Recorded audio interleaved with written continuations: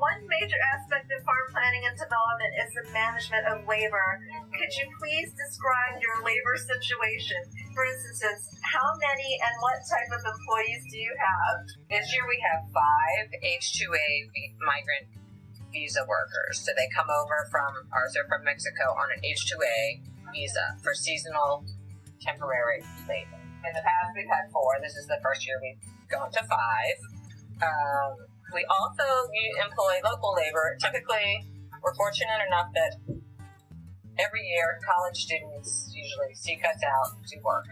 From William and Mary or just anywhere? That age person seeks us out. Either usually recent college graduates or mid-20s will reach out and want to learn this business. So we do take advantage of that, and we want to teach that to people. However, that's rarely a returning workforce. Because they want to learn, or they want to work on multiple farms to experience, to gain experience. So that's why we eventually went to the H-2A visa, because you're getting a returning workforce.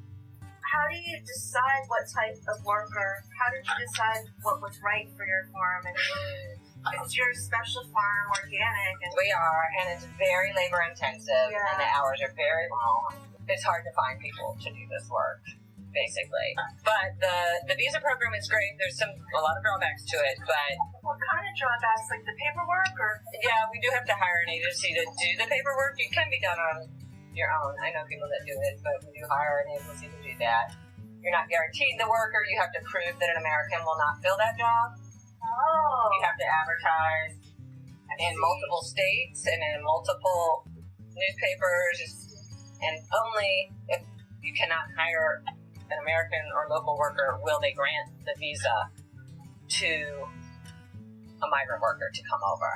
So there's a lot, it's very intricate and very detailed and somewhat stressful. Because you don't know until you don't actually arrive. You don't, or then you are, or perhaps you might get folks that apply for the job, work a day, work a week, or 2 weeks, and then quit. So you're having to weed through those. Does that happen? Mm-hmm. Okay, so many things about labor. Wow. Yeah. So, but none of them live here or anything like that. Well, the guys do. The visa workers. Oh, okay. You have to house them. Sorry. So, okay. The ones that are out in the field right now, do they get to stay here? You have to provide housing for them. And their food, or? No, they buy their food, but we have to provide a house for them. Water and all that. Yeah. Right. Okay, gotcha. There's a lot of regulations with that. Absolutely. And that's one option. I mean, we do have great luck with, like I said, college or just out of college age kids. What kinds of special tasks, if any, do your workers perform?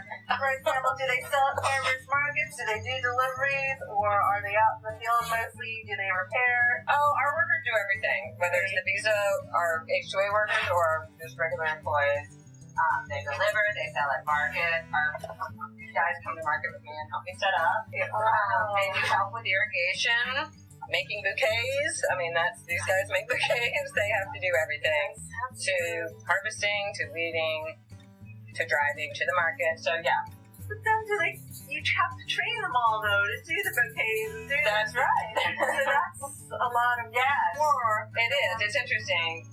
What have I heard? When you have employees, you spend, I don't know, I thought it was 20%, but it seems like 100% of your time overseeing. Like, I feel like I don't do that much work anymore. I only oversee everyone. But nobody trained you to do that.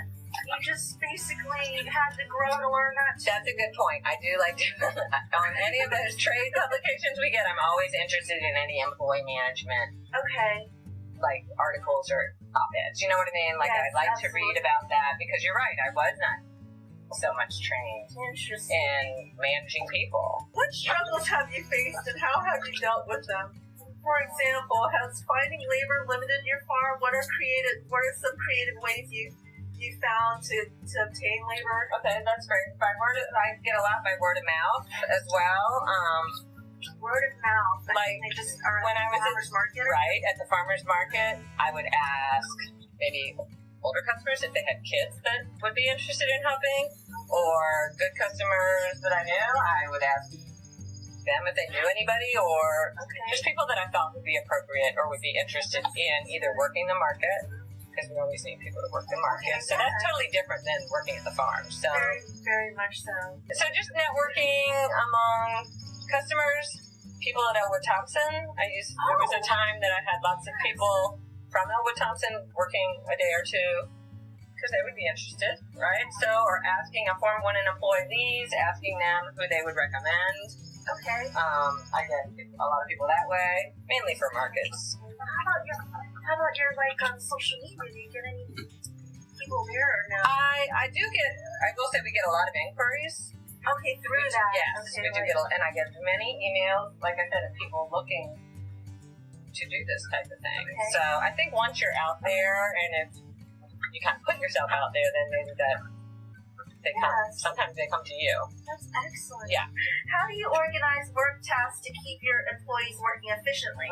That's a good question. I usually just the night before see what needs to be done for the next day. We make a list. There's always the list is out here in a notebook. Let me find it today. It's all good. You scratch something out. And then I'm usually out there with them, just checking to see.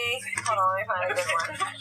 Checking to see what needs to be done. That's a good one. Yeah, that is. Okay.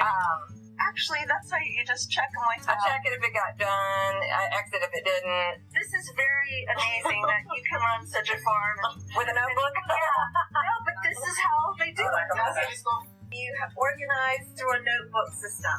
Yeah. And as to what needs to get done each day, whether it's harvesting, weeding, just general farm chores. So do you meet with them in the morning? Set up Well, yeah, every morning I get every morning, and when they start, I give them instructions. They don't have a list; they just memorize it. Well, or sometimes they take it with them. Okay. Yeah, they'll take it with them. Okay, excellent. It's really hard work, so I try to make it as diverse for them to try. For any employee, I try not to stick them on one task for